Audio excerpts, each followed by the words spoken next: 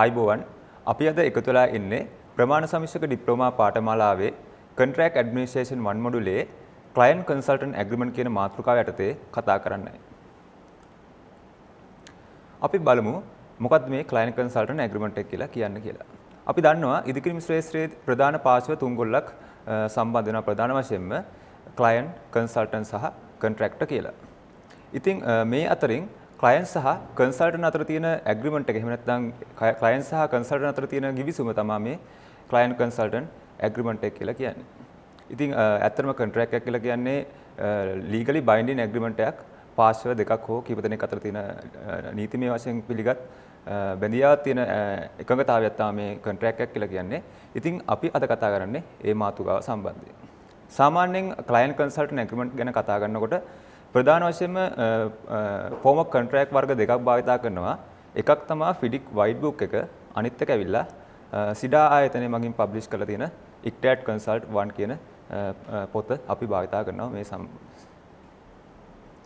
ඔයගොල්ලෝ දැන් තිරේ දිස් වෙනවා මේ පොත් දෙකට අදාළ ඒ පොත්වල කවර දෙකක් මෙතන පෙන්නලා තියෙනවා. මේ පොත් වලින් තමයි සාමාන්‍යයෙන් client consultant agreement එක සකස් කරනු ලබන්නේ.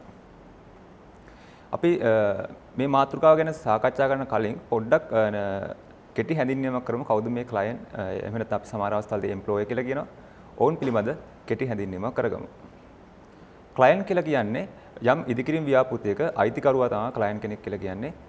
ඒ වගේම ඔහු තමයි බොහෝ අවස්ථාවලදී ඒ ව්‍යාපෘතිය සඳහා මුදල් ආයෝජනය කරන පුද්ගලයා වෙන්නේ. ඉතින් ඔහු මේ ව්‍යාපෘතිය සඳහා යොදවන time එක, quality සහ cost එක කියන කාරණා highly consider කරන පුද්ගලයෙක්. ඉතින් මොහුගේ අනුමැතිය යටතේ තමයි මේ ව්‍යාපෘතිය සිදු වෙත්තේ. ඇත්තටම ඔහුට විශාල බලයක් තියෙනවා මේ ව්‍යාපෘති සම්බන්ධයෙන්. ඇත්තටම client කියන පුද්ගලයා සමහරට තනි පුද්ගලයෙක් විදිහට ඉන්න පුළුවන්, සමහරට කණ්ඩායමක් විදිහට ඉන්න පුළුවන්. ඒ වගේම සමහර අවස්ථාවලදී ඒක සංවිධානයක් එහෙම නැත්නම් මොකක් හරි ආයතනයක් විදිහට ඉන්න පුළුවන්.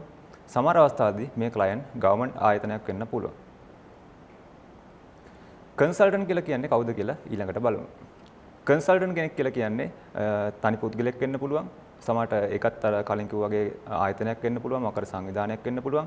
ඉතින් මේ පුද්ගලයා මේ සංවිධානයේ මේ consultant ගේ කාර්යභාර වෙන්නේ client අවශ්‍ය උපදෙස් ලබා දීම. මොකද client කියන පුද්ගලයා සාමාන්‍යයෙන් ඉදිකිරීම් ශාස්ත්‍රය ගැන ලොකු දැනුමක් තියෙන පුද්ගලෙක් වෙන්න හැකියාවක් නැහැ හැම අවස්ථාවෙදීම. සමහර අවස්ථාවලදී එහෙම වෙන්නත් පුළුවන්, නොවෙන්නත් පුළුවන්. ඉතින් මේ client අවශ්‍ය උපදෙස් ලබා ගැනීම සහ ඩිසයින් එක සැලසුම් කිරීම සඳහා තමයි මේ client කෙනෙක් consultant කෙනෙක් appoint කරන්නේ. සාමාන්‍යයෙන් consultant ගේ responsibility තියෙනවා සම්පූර්ණ ව්‍යාපෘතියේ time quality cost කියන කාරණා ටික හරියට වෙනවද? ඒවට සම්බන්ධ ගැටලු සම්බන්ධයෙන් රිස්ක් එක ගන්න මේ consultant ගේ දායකත්වය දක්වනවා. සාමාන්‍ය මේ consultant team එකේ ප්‍රධාන පාර්ශ්ව කීප දෙනෙක් මේ යටතේ design team එකේ සහ consult team ඇතුලේ include ලා ඉන්නවා. සාමාන්‍යයෙන් ආකිටෙක්ට්ලා, ඉන්ජිනියර්ස්ලා, quantity surveyorsලා, project managersලා ආදී වශයෙන් මේ consultant team එක ඇතුලේ වෘත්තිකයන් ගණනාවක් සේවය කරනවා. ඔයගොල්ලන්ට දැන් තිරේ දිස්සන ඇති මේ ඉදිකිරීම් ශාස්ත්‍රයේදී සම්බන්ධ වෙන ප්‍රධාන පාර්ශ්ව තුන්ගොල්ලෝ සහ ඔවුන් අතර තියෙන එක සම්බන්ධතාවයන් කොහොමද තියෙන්නේ කියලා. මෙහි පේනවා ඔයගොල්ලන්ට client සහ consultant කියන ප්‍රධාන පාර්ශ්ව දෙගොල්ලක් ඉන්නවා. මේගොල්ලෝ අතර තියෙනවා contract agreement එක. මේ agreement එක සකස් කරන්න අපි ප්‍රධාන පොත් වර්ග දෙකක් භාවිතා කරනවා කියලා කලින් ප්‍රකාශ කළා. එකක් ඇවිල්ලා FIDIC වලින් පබ්ලිෂ් කරලා තියෙන FIDIC white book එක සහ ICTAD ආයතනය එහෙම නැත්නම් SIDA ආයතනය කියලා අපි හඳුන්වන ඉදිකිරීම් කර්මාන්ත සංවර්ධන අධිකාරිය මගින් පබ්ලිෂ් කරලා තියෙන ICTAD Consultant 1 කියන පොත. එතකොට ඒ වගේම තමයි client සහ contract අතරත් යම්කිසි contract agreement එකක් තියෙනවා. නමුත් අද දින අපි සාකච්ඡා කරන්නේ client සහ consultant අතර තියෙන contract agreement එක සම්බන්ධයෙන්. ඉතින් ඔබගේ විෂය නිර්දේශය යටතේ ඇත්තටම FIDIC white book එක සහ ICTAD Consult 1 කියන පොත් දෙකම ගැන අපි අධ්‍යයනය කළ යුතුයි. නමුත් මේ යටතේ අපි සාකච්ඡා කරන්නේ ICTAD Consultant 1 කියන පොත සම්බන්ධයෙන්. ඉතින් ඒක අපි හඳුන්වලා ලබන්නේ form of agreement එහෙම නැත්නම් standard condition of engagement කියන නමින් ඒක part 1 සහ part 2 ලෙස ප්‍රධාන කොටස් දෙකක් යටතේ තමයි කතා කරනු ලබන්නේ. අපි බලමු මේ ICTAD Consultant 1 එහෙම නැත්නම් SIDA Consult 1 කියන පොත පබ්ලිෂ් කරලා තියෙන ආයතනය ගැන පොඩ්ඩක්. ඒක ආයතනය අපි හඳුන්වන්නේ SIDA ආයතනය එහෙම නැත්නම් Construction Industry Development Authority කියන නමින්. මේක අපි සිංහලෙන් කියනවා නම් ඉදිකිරීම කර්මාන්ත සංවර්ධන අධිකාරිය. ඇත්තට මේ ආයතන ඉතා පුළුල් විශේෂ කටයුත්තක් මේ සම්බන්ධ කරන විශේෂයෙන්ම ඉදිකිරීම කර්මාන්තය දිරිගැන්වීම සඳහා තියෙන ආයතනයක්. මේකේ විශාල කාර්යභාරය සිදු කරනවා. ඇත්තටම ඉදිකිරීම ශාස්ත්‍රයේ ඉන්න වෘත්තකයන් දිරිගැන්වීම සහ ලංකාවේ සිටින කන්ත්‍රාත්තුකරුවන් දිරිගැන්වීම සහ උන්ට අවශ්‍ය දැනුම තාක්ෂණයේ කුසලතා වර්ධනය කිරීම සඳහා කටයුතු කිරීම. ඉතින් ඒ ආදී වශයෙන් ලොකු කාර්යභාරයක් කරනවා. ඒත් එක්කම අර ICTAT Consult 1 කියන පොත වගේ විශාල ස්ටෑන්ඩඩ් ඩොකියුමන්ට් පබ්ලිෂ් කරලා තියෙනවා ඒ ආයතන මගින්. ඉතින් ඒ ආයතනය පිළිබඳව ලොකු විස්තරයක් පල්ලෙහා තියෙන වෙබ්සයිට් එකෙන් ඔයගලන්ට බලා ගන්න පුළුවන් ගිහිල්ලා. තව ඒ ආයතනය සම්බන්ධයෙන් ලොකු විස්තරයක්. අපි දැන් බලමු මේ ICTAT Consult 1 එහෙම නැත්නම් Form of Agreement Standard Condition of Contract කියන පොත සම්බන්ධයෙන් කෙටි හැඳින්වීමක්. එතකොට මේ පොත සම්බන්ධව අපි අත්‍තරම භාවිත කරන එතකොට ක්ලයන්ට් සහ කන්සල්ටන්ට් අතර තියෙන එකඟතාවයන් සම්බන්ධයෙන්. ඒ කියන්නේ දෙපිරිස අතර තියෙන කොන්දේසි සම්බන්ධව තමයි මේ යටතේ අපි සාකච්ඡා කරන්නේ. එතකොට සාමාන්‍යයෙන් මේකේ කොමන් හැම දෙනෙක්ම දැනගත යුතු ක්ලයන්ට් සහ කන්සල්ටන්ට් කියන හැම දෙනාම දැනගත යුතු දේවල් මෙහි සඳහන් වෙලා තියෙනවා. එතකොට එකිනෙකාට කරන්න යුතු යුතුකම් සහ වගකීම් සම්බන්ධව මෙහි සඳහන් වෙලා තියෙනවා. එතකොට මේක තමයි මේ ICTAT ආයතන මගින් පබ්ලිෂ් කරලා තියෙන ICTAT Consult 1 Form of Agreement Standard Condition කියන පොත. එතකොට මේ පොතෙහි රූප සටහනක් තමයි මේ තියෙන්නේ. හරි. අපි එනම් බලමු මේ පොතේ තියෙන කන්ටෙන්ට් එක මොනවද කියලා. මේකේ කන්ටෙන්ට් එක දිහා බලනකොට අපිට මේකේ ප්‍රධාන කොටස් කිහිපයක් හඳුනා ගන්න පුළුවන්. මුලින්ම Form of Agreement එක සම්බන්ධයෙන් ඒකේ සඳහන් වෙනවා. ඊට අමතරව ප්‍රධාන කොටස් දෙකක් තියෙනවා. part දෙකක්. part 1 සහ part 2 ලෙස. part 1 එකේ සඳහන් වෙන්නේ general condition. general conditions කියලා කියන්නේ සාමාන්‍යයෙන් පොදුවේ client සහ consultant විසින් දැනගත යුතු කොන්දේසි තමයි එහි ඇතුළත් වෙන්නේ. එතකොට general provisions, commencement, completion, alteration, termination of agreement ඒ ආදී වශයෙන් මේකේ ප්‍රධාන කොටස් 9ක් තියෙනවා. එතකොට මේ general provisions කියලා කියන්නේ සාමාන්‍යයෙන් සාමාන්‍ය නියෝග මේ agreement එක සම්බන්ධයෙන් තියෙන දේවල්. commencement කියලා කියන්නේ මේ agreement එක කවදින්ද වළංගු වෙන්නේ කවදින්ද පටන් ගන්න කියන එක තමයි එතන අදාළ වෙන්නේ. ඒ වගේම තමයි completions කියලා කියන්නේ clients ගේ service එක අවසන් වෙන දවස සහ alterations කියලා කියන්නේ මේ agreement එකේ යම් කිසි වෙනස්කමක් වෙනවා නම් modification එකක් වෙනවා නම් අන්නේ සම්බන්ධ දේවල් කතා කරන්නේ මේ alteration කියන මාතෘකාව යටතේ. terminations කියලා කියන්නේ මේ දෙපාර්ශ්ව අතර තියෙන එකඟතාවයන් මේ ඇග්‍රීමන්ට් එක යම් අවස්ථාවකදී නවත්තනවා නම් ඒ මොන වගේ අවස්ථාවන්ද කියන එක තමයි ටර්මිනේෂන් වලදී සාකච්ඡා කරන්නේ. ඊට පස්සේ rights and duties of the consultant කියලා තව එකක් තියෙනවා. තුන්වෙනි කොටස යටතේ. එහි සඳහන් වෙන්නේ කන්සල්ටන්ට් හිමි යුතු අයිතිවාසිකම් සහ ඔහු විසින් කළ යුතු කාර්යභාරය තමයි එහි සඳහන් වෙන්නේ. එතකොට කන්සල්ටන්ට්ගේ liabilities ඔහුගේ වගකීම් තමයි liabilities of the consultant යටතේ සඳහන් වෙලා තියෙන්නේ. එතකොට කන්සල්ටන්ට් කෙනෙක් යම්කිසි සේවාවක් ක්ලයන්ට් වෙනුවෙන් කරනකොට ඊට පෙරලා ක්ලයන්ට් විසිනුත් යම්කිසි දෙයක් කන්සල්ටන්ට්ට වෙද්ද දිය යුතු විශේෂයෙන්ම ඔහුට කරන ගෙවීම් කටයුතු සම්බන්ධයෙන් ඒ වගේ දේවල් ඒ හැටියට සාකච්ඡා කරන්න ඕනේ. එතකොට මේ obligations of the client කියලා කියන්නේ ක්ලයන්ට් විසින් කන්සල්ටන්ට් වෙත දිය යුතු දේවල්. settlement of dispute කියලා කියන්නේ අපි දන්නවා සාමාන්‍යයෙන් පාර්ශ්වයක් ඉන්නකොට අනිවාර්යයෙන්ම ආරවුලක් ගැටුමක් ඇති වෙන්න පුළුවන්. ඉතින් එවැනි තත්ත්වයක් ඇතුනොත් එහෙම මේ ඇග්‍රීමන්ට් එක සම්බන්ධයෙන් එවැනි අවස්ථාවක කොහොමද මේවා निराකරණය කරගන්නේ කියන එක තමයි settlement of dispute කියලා කියන්නේ. තව personal කියලා මේ සාකච්ඡා කරනවා. තව remuneration of consultant සහ payment to the consultant කියලා තවත් කොටස් දෙකක් කතා කරනවා. ඒ යටතේ කතා කරන්නේ consultant විසින් යම්කිසි කාර්යභාරයක් කරනකොට එයාගේ service එක දෙනකොට ඔහුට ලබා ගන්න පුළුවන් ඔහුගේ ගාස්තු අය කරගන්න ආකාරය සම්බන්ධය තමයි ඒ ඔස්සේ අපි සාකච්ඡා කරන්නේ. ඊට පස්සේ මේ part 2 කියලා කොටසක් තියෙනවා. ඇත්තට මේ යටතේ appendix A, appendix B සහ appendix C කියලා ප්‍රධාන කොටස් තුනක් සාකච්ඡා කරනවා. සාමාන්‍යයෙන් එහි ගොඩක් වෙලාට අදාළ වෙන්නේ මේ ව්‍යාපෘතිය හා සම්බන්ධ විතරක් වළංගු වන දේවල් තමයි එහි සඳහන් වෙන්නේ. සාමාන්‍ය particular conditions කියලා අපි හඳුන්වනවා. එවැනි දේවල් තමයි මේ part 2 යටතේ සාකච්ඡා කරන්නේ. දැන් සිඩා ආයතන විසින් පබ්ලිෂ් කරලා තියෙන මේ ICTAT Consult 1 Form of Agreement Standard Condition of Engagement කියන පොතෙහි පටුන තියෙන ආකාරය තමයි පෙන්නන්නේ. එතන මේ විදිහට තමයි එහි අපි කලින් කතා කරපු විදිහට Form Agreement එකේ මුලින්ම තියෙනවා පළවෙනි පිටුවේ. ඊට පස්සේ part 2 එකටත් general conditions තුන්වෙනි පිටුවේ ඉඳලා 5 වෙනි පිටුව දක්වා ඒක විහිදලා යනවා. එතකොට ඒකේ general provisions, commencement, right and duties ඒ ආදී වශයෙන් අර කලින් කතා කරපු විදියට තියෙනවා. part 2 කියන එක ඇවිල්ලා සාමාන්‍යයෙන් අපි හඳුන්වන්නේ particular applications විදියට, condition of particular application විදියට. ඒ යටතේ appendix A, appendix B සහ appendix C කියලා තව වෙනම attachment තුනක් අවසානයේදී එහි include කරලා තියෙනවා. එතකොට අපි දැන් මුලින්ම බලමු එහි ඇතුළත් වෙලා තියෙන appendix A සහ appendix B සහ appendix C කියන්නේ මොකක්ද කියන කාරණේ සම්බන්ධයෙන්. එතකොට මේ පොතට අදාළව එවැනි attachment තුනක් තියෙනවා. appendix A කියලා කියන්නේ client කෙනෙක් consultant කෙනෙක් appoint කරාට පස්සේ consultant කෙනෙක් විසින් client වෙනුවෙන් කළ යුතු සේවාවන් තමයි සඳහන් වෙලා තියෙන්නේ. එක එක අදියරේදී client කෙනෙක් විසින් client consultant විසින් කළ යුතු සේවා තමයි එහි ඇතුළත් වෙන්නේ. එතකොට මේ පොතට අදාළව පිටු අංක 21 සහ 22 කියන පිටුවල ඒවා සඳහන් වෙලා තියෙනවා. appendix B එකට අදාළව තියෙනවා personal equipment facilities services of the others to provide by the client කියලා. ඒ කියන්නේ client විසින් consultant පාර්ශවයට ලබා දිය යුතු equipment, එතකොට facilities, services ඒ ආදී වශයෙන් දේවල් තමයි මෙහි ප්‍රධාන වශයෙන් ඇතුළත් වෙන්නේ. appendix C එකේ ඇතුළත් වෙන්නේ client කෙනෙක් විසින් consultant ගෙවිය යුතු ගෙවීම් හා වේතන සම්බන්ධයෙන් තමයි එහි ඇතුළත් වෙන්නේ. ඒතර පිටු අංක 25, 26 සහ 27 පිටුවල මේවා පැහැදිලිව සඳහන් වෙලා තියෙනවා. අපි මුලින්ම බලමු appendix A එකේ කොහොමද මේකට අදාළ condition of contract වලට අදාළ appendix A එකෙහි කොහොමද මේක දිස් වෙන්නේ කියලා. එතකොට මේ සාමාන්‍යයෙන් අපි දන්නවා client කෙනෙක්ට අවබෝධයක් නැති නිසා consultant එක appoint කරගන්නවා. එතකොට consultant තමයි ඇත්තටම ව්‍යාපෘති සම්බන්ධයෙන් මනා අවබෝධයක් තියෙන්නේ. එතකොට ඒ පුද්ගලයා මේ ඉදිකිරීම ශාස්ත්‍රයේ කරන කටයුතු ප්‍රධාන කොටස් වලට කඩා ගන්නවා. විශේෂයෙන්ම අපි දන්නවා RIB plan of work, Royal Institute of British Architects කියන plan of work වලට අදාළව ඒ consultant විසින් ඒ ව්‍යාපෘතියට අදාළව කරන කාර්යභාරයන් කොටස් වලට කඩාගෙන තියෙනවා. එතකොට ඒ ස්ටේජ් එකේදී consultant කෙනෙක් විසින් කළ යුතු කාර්යභාරය මෙහි සඳහන් කරනවා. මෙතන ඩොට් විදිහට දාලා තියෙන. ඒ කියන්නේ එතෙන්ට තමයි ලියන්න තියෙන්නේ. ඒ consultant විසින් කළ යුතු කාර්යභාරය මේ තැන්වල ලියන්න ඕනේ. එතකොට ඒක ඇවිල්ලා consultant තමයි කළ යුත්තේ. මෙතන ඒක සඳහන් කරලා තියෙනවා කොහොමද ඒක කළ යුත්තේ කියන කාරණාව. එතකොට දන්නවා දැන් මේක සම්බන්ධ වෙන client දන්නවා මේ ස්ටේජ් එකේදී consultant විසින් කළ යුතු කාර්යභාරය මොකක්ද කියන එක.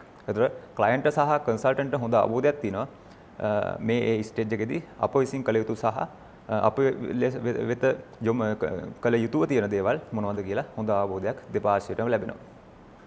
appendix B කියන එකේ අදාළ වෙන්නේ ගොඩක් වෙලාවට මේකේ දැන් consultant කෙනෙක් එයාගේ සේවාව කරනකොට එයා වෙනුවෙන් client කෙනෙක් ලබා දිය යුතු සේවාවන්, equipment, services, material ඒ ආදී වශයෙන් දේවල්. විශේෂයෙන් අපි දන්නවා consultant කෙනෙක් තමන්ගේ සර්විස් එක ලබා දෙනකොට එයාට අවශ්‍ය වෙනවා සමහරවිට ඒ ව්‍යාපෘති වලට පැමිණෙන්න අවශ්‍ය වාහන, එතකොට නවතින accommodations, සමහරවිට ලිපි ද්‍රව්‍ය ඔය ආදී වශයෙන් එයාට විවිධ facilities, materials ඒ වගේ ආදී වශයෙන් දේවල් අවශ්‍ය වෙනවා. ඉතින් ඒවා තමයි මේ appendix B එකේ සඳහන් කරලා තියෙන්නේ. ඒ කියන්නේ ව්‍යාපෘතියේදී එකඟ වෙලා තිනවා client විසින් මෙන්න මේ දේවල් ව්‍යාපෘතිය කරගෙන යන කාල සීමාව තුළදී consultant ලබා දෙනවා කියලා මේ ව්‍යාපෘතියේ කටයුතු කරගෙන යන්නේ. එතකොට මේවා මේ agreement එකේ සඳහන් කරලා තියෙන appendix B යටතේ තමයි සඳහන් කරලා තියෙන්නේ.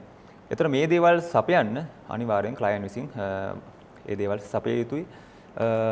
ඒ වගේම තමයි සමහර අවස්ථාවලදී client විසින් එයාට අවශ්‍ය වුණොත් එහෙම මේ සර්විස් එක තවත් සාර්ථක කරගන්න එයාට සිද්ධ වෙනවා තවත් වෙනත් ඉන්ඩිවිජුවල් එක්ස්පර්ට් පුද්ගලයෝ මේ ව්‍යාපෘති වලට සම්බන්ධ කරගන්න. ඉතින් ඒවත් මේ යටතේ appendix B යටතේ ඇතුළත් කරලා තියෙනවා. අපි දැන් බලමු ඒක කොහොමද ඇතුළත් කරලා තියෙන්නේ කියලා. මේ ඉතින් තමයි ඒ appendix B එකට අදාළව තියෙන pages දෙක සීඩ ආයතනය මගින් පබ්ලිෂ් කරපු ඒ form of agreement වලට අදාළව appendix B එකේ සඳහන් කරලා තියෙන පිටු අංක 23 සහ 24 කියන පිටු වල තමයි ඒක තියෙන්නේ.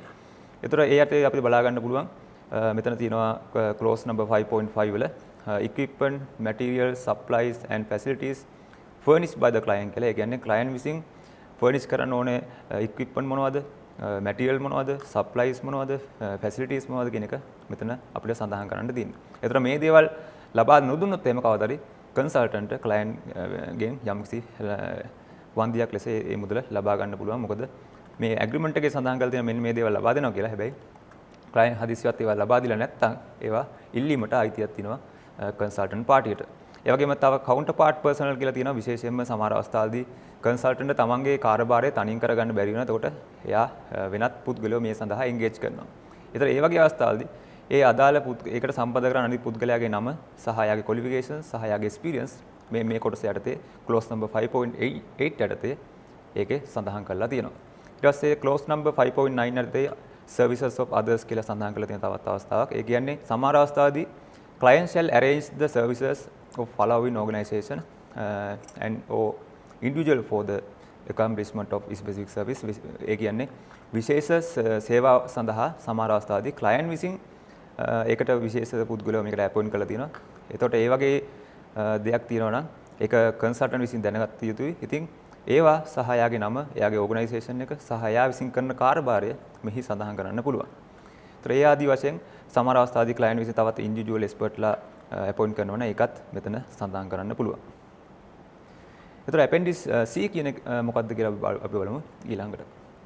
ඇපෙන්ඩික්ස් C කියන එකේ අදාළ වෙන්නේ විශේෂයෙන්ම schedule of fees කියන මාතෘකාව යටතේ එතන 25, 26 සහ 27 කියන පිටුවල තමයි ඒක සඳහන් වෙන්නේ ITAT consultant 1 පොතේ. එතකොට මේකේ there are two different payment method there are different payment method for consultant කියලා මෙතන සඳහන් කරලා තියෙනවා. ඒ කියන්නේ client කෙනෙක් consultant ගෙවිය යුතු payment ගෙවන්න ඕන ආකාර තුනක් තියෙනවා. ඒක ආකාර තුන තමයි මෙතන මේ පෙන්නලා තියෙන්නේ. ඒ කියන්නේ මේ ක්‍රම තුනෙන් එකක් ලෙස ඒ ගෙවීම කරන්න පුළුවන්. සාමාන්‍යයෙන් consultant කෙනෙක් එයාගේ service එක කරාට පස්සේ client විසින් එයාට ඊට අදාළ ගෙවීම කළ යුතුයි. ඒ ගෙවීම කරන ආකාර තමයි මෙතන මේ තියෙන්නේ. එකක් තමයි මේ පළවෙනි ක්‍රමය percentage fee කියන ක්‍රමය. මේ percentage fee කියන ක්‍රමයේදී සාමාන්‍යයෙන් කරන්නේ consultant පුළුවන් එයා කරපු සම්පූර්ණ contract sum එකෙන්, ඒ කියන්නේ මේ ව්‍යාපෘතියේ සම්පූර්ණ contract sum එකෙන්, ව්‍යාපෘතියට යන සම්පූර්ණ contract sum එකෙන් යම්කිසි percentage එකක් එයාගේ ලාභය විදිහට ගන්න. සාමාන්‍යයෙන් consultant කෙනෙක් 5% වගේ මුදලක් ගන්නවා සම්පූර්ණ ව්‍යාපෘති මුදලෙන්. 5% වගේ ප්‍රමාණයක් සාමාන්‍යයෙන් ගන්නවා. ඉතින් ඒක ඇවිල්ලා project එක අනුව වෙනස් වෙනවා. එතකොට ඒක සම්බන්ධව තමයි මෙතන මේ සඳහන් කරන්න තියෙන්නේ. ඊට පස්සේ lump sum fee එකක් විදිහට සමහර consultantලා එයාගේ ගෙවීම ඉල්ලනවා.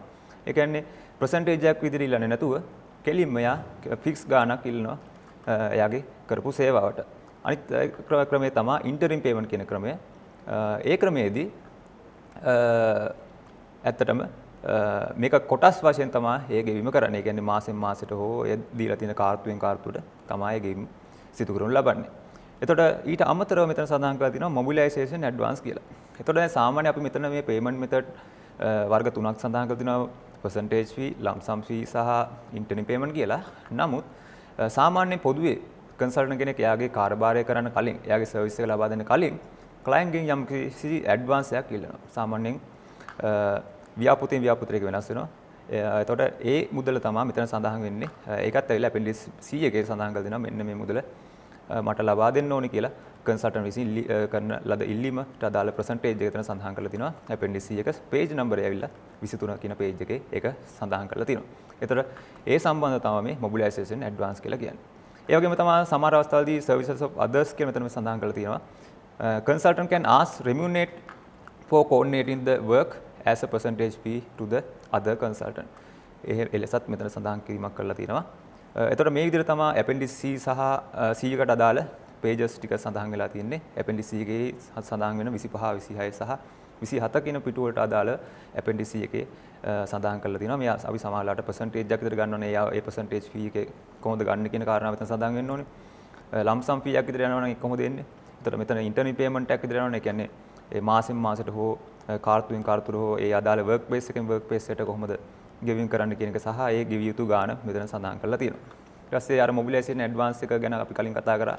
සාමාන්‍යයෙන් mobilization advance එක කියලා කියන්නේ ව්‍යාපෘතියක් පටන් ගන්න කලින් අත්තිකාරම් මුදලක් ගන්නවා mobilize වෙන්න කලින් ගන්න අත්තිකාරම් මුදල තමයි mobilization advance එක කියලා කියන්නේ. එතන මේ mobilization advance එකට ගන්න percentage එක මෙතන තියෙන හිස් තැන ලියන්න ඕනේ. 20%ද 10ද 15ද ඒ ආදි වශයෙන් එක වෙනස් වෙන්න පුළුවන් ව්‍යාපෘතිය. ඒ consultant කෙනෙක් විසින් බලාපොරොත්තු වෙන මුදල සහ client විසින් ඒක අනුමත කරලා ලද මුදල ඒ percentage එක තමයි එතන සඳහන් වෙන්නේ. ඊට පස්සේ මෙතන time charges කියලා සඳහන් කරලා තිනවා. time charges කියලා කියන්නේ සමහර අවස්ථාවලදී ඔයගොල්ලෝ දන්නවා consultant ලා සමහරලාට පැය ගානට එහෙම නැත්නම් මාස ගානට දවස් ගානට වගේ ගාස්තු අය කරන අවස්ථා තියෙනවා. ඒ කියන්නේ මේ ව්‍යාපෘතියට අදාළ නොවන මොකක් හරි සර්විස් එකක් සමහරවිට දෙන්න වෙන අවස්ථාවලදී ඒ කියන්නේ විශේෂයෙන් ඇඩිෂනල් වර්ක් එකක් මොකක් හරි આવොත් ඒක ගොඩක් වෙලාවට හව එකට යන රේට් එකක් විදිහට නැත්නම් මාසෙකට යන රේට් එකක් විදිහට ඒ ආදී වශයෙන් තමයි ඒකේ ගෙවීම කරන්නේ. ඒතර මේ කන්සල්ටන්ට්ගේ යටතේ වැඩ කරන කට්ටිය ප්‍රොෆෙෂනල්ස්ලා වෙන්න පුළුවන්, ටෙක්නිකල් ස්ටාෆ් එක වෙන්න පුළුවන්. ඒතර ඒ පුද්ගලයාට අදාළව රේට් එක කොහොමද ගන්නෙ පැයකට හෝ මාසයකට එහෙම නැත්නම් දවසකට මේකේ තියෙන කාරණා සමහර වෙලාවට ප්‍රැක්ටිකලි කරනකොට මේක යම් යම් වෙනස්කම් කරන්න පුළුවන් දවසකට ඒ ආදි වශයෙන් සාමාන්‍ය මේක වෙනස් කරගන්න පුළුවන්. ඊට පස්සේ මේ කන්සල්ටන්ට්ගේ අනිකුත් වියදම් සම්බන්ධව මෙතන තියෙන expenses and disbursement කියලා. ඒ කියන්නේ දැන් කන්සල්ටන්ට් කෙනෙක් සාමාන්‍ය යාගේ සර්විස් එක දෙනකොට එයාට සමහරලාට වෙනත් ප්‍රදේශ වලට යන්න වෙනවා. වෙනස් ප්‍රදේශ වලට යන්න වෙනවා සයිට් විසිට් වලට. ඒතකොට සාමාන්‍යයෙන් මේ සයිට් විසිට් වලට යනකොට යම්කිසි ගෙවීමක් කරන්න ඕනේ ට්‍රාන්ස්පෝර්ට් වලට කන්සල්ටන්ට්ට. ඒක තමයි මෙතන මේ දාලා තින්නේ. mileage rate shall be rupees කියලා per kilometer ට යන ගාන මෙතන දාන්න ඕනේ. කිලෝමීටර රුපියල් 40ක් හෝ 50ක් ඒ ආදී වශයෙන්.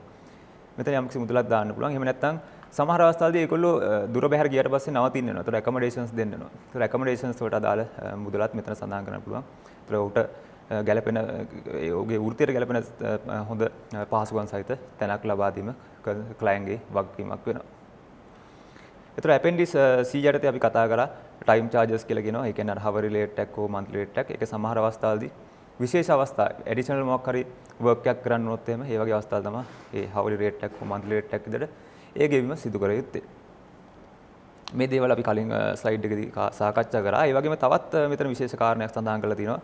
Normally clients should pay the consultant within 30 days after submission of the claim by the consultant. සාමාන්‍යයෙන් consultant එයාගේ කාර්යභාරය අවසන් කළා. එයාගේ සර්විස් එක අවසන් කළා සාමාන්‍යයෙන් එයා යම්කිසි ගාස්තුවක් ඉල්ලනවනේ. ඒ ගාස්තුව ඉල්ලන මොහොතේ ඉඳලා දවස් 30ක් ඇතුළත මේ කන්සල්ටන්ට්ට ක්ලයන්ට් විසින් ගෙවීම කළ යුතු වෙනවා. දවස් 30ක් ඇතුළත කන්සල්ටන්ට්ට ගෙවිය යුතු වෙනවා ක්ලයන්ට් විසින් මේ මුදල. හැබැයි මේ මුදල සමහර අවස්ථාවේදී ක්ලයන්ට්ට ගෙවන්න බැරි වෙන්න පුළුවන් වෙලාවට එහෙම වුණොත් එහෙම ඒ පරක්කු වෙන දවසකට අපිට පුළුවන් මේ ක්ලයන්ට්ට පුළුවන් කන්සල්ටන්ට්ට පුළුවන් 1%ක ඉන්ට්‍රස්ට් එකක් ලබා ගන්න. ඒතර මේවා හා සම්බන්ධ දේවල් තමයි මේ සඳහන් කරලා තියෙන්නේ. ඊට අදාළ දේවල් තමයි appendix C එක යටතේ සඳහන් කරලා තියෙන්නේ. ඒතර අපි අද දින සාකච්ඡා කරේ ක්ලයන්ට් සහ කන්සල්ටන්ට් කෙනෙක් අතර තියෙන ඇග්‍රීමන්ට් එකට අදාළ මූලික දේවල් කිහිපයක්. ඉදිරි පාඩම් මාලාවේදී අපි සාකච්ඡා කරමු.